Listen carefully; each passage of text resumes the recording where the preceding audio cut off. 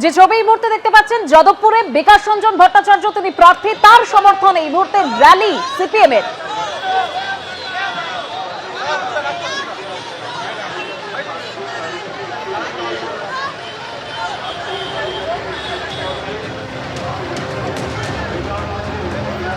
উনত্রিশ তারিখ অর্থাৎ বুধবার দ্বিতীয় দফার ভোট রয়েছে, তার আগে প্রচার চলছে জোর কদমে। বিকাশ রঞ্জন ভট্টাচার্য যাদবপুরে সিপিএম প্রার্থী, তার সমর্থনে প্রচার।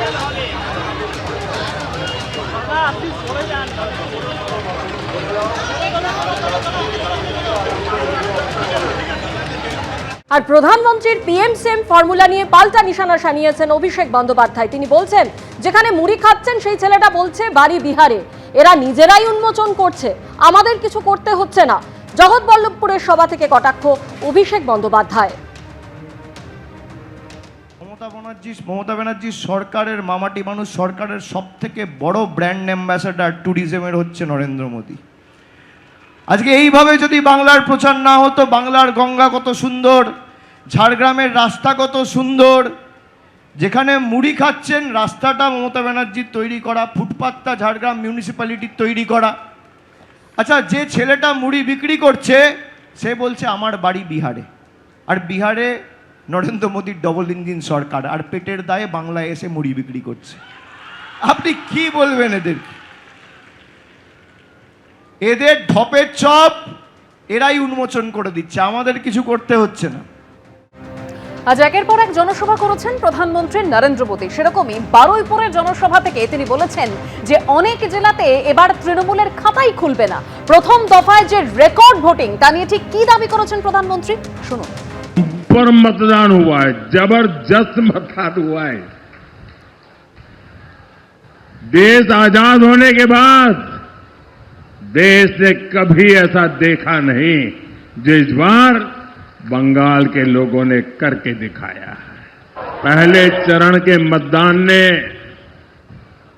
ये पक्का कर दिया है कि कई जिलों में टीएमसी का खाता भी नहीं खुलेगा।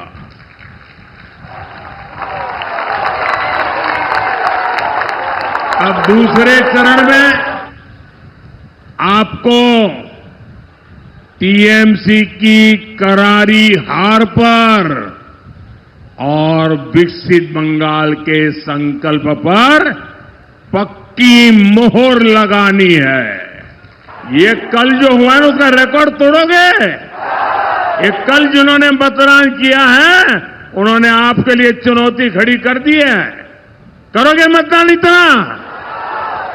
আর এই প্রথম দফায় 92% উপর ভোট, আর তাই নিয়ে কেন্দ্রীয় স্বরাষ্ট্রমন্ত্রী অমিত শাহ তিনি বলছেন 152-র মধ্যে 110-এর বেশি আসন বিজেপি পেতে চলেছে। অন্যদিকে পাল্টা অভিষেক বন্দ্যোপাধ্যায় বলছেন প্রথম দফাতেই সেঞ্চুরি পার তৃণমূলে। हमने कल देर रात तक हमारे सभी विधानसभा के कार्यकर्ताओं के साथ भारतीय जनता पार्टी बंगाल की टीम ने एक असेसमेंट करा है, जो पोलिंग हुई है ऐसा इसका, और मैं स्पष्ट रूप से आपको बताना चाहता हूं 152 सीटों में से 110 से ज्यादा सीटें भारतीय जनता पार्टी जीतने जा रही है। इसका मतलब है कि दूसरे चुनाव चरण को मिलाकर हम प्रचंड बहुमत के साथ बंगाल में शुद्ध रूप से भारतीय जनता पार्टी की सरकार बनाने वाले हैं। এরা বলেছিল বাংলায় নাকি ভোট কেটে এরা ক্ষমতায় আসবে।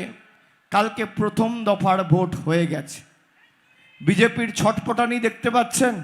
আমি রাজনৈতিক ভবিষ্যৎবাণী করি না, কিন্তু যখন করি মেলে। আপনারা দেখেছেন 21-এও মিলেছে, 24-এও মিলেছে, 26-এও মিলবে।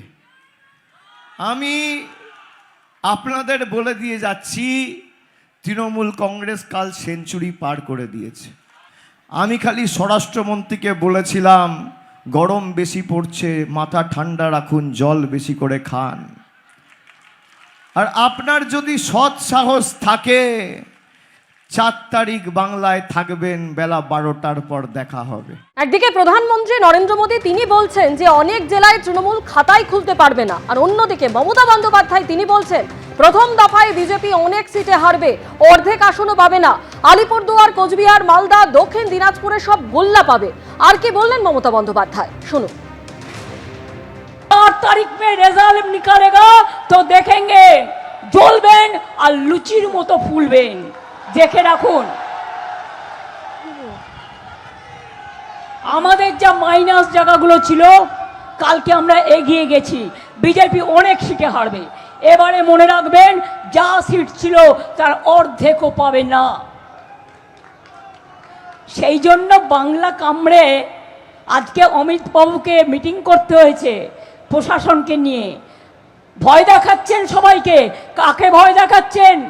4 তারিখের পরে তোমার দেখা নাই গো, তোমার দেখা নাই, আর কাউকে পাবেন না।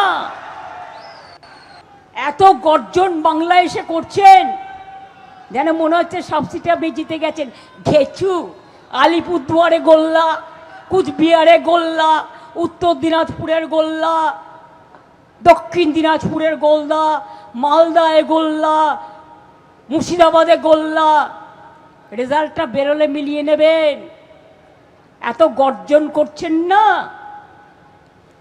এই গর্জনের কি ফল হয় আপনাকে আমরা আগেও দেখেছি। এবিপি আনন্দ, এগিয়ে থাকে, এগিয়ে রাখে।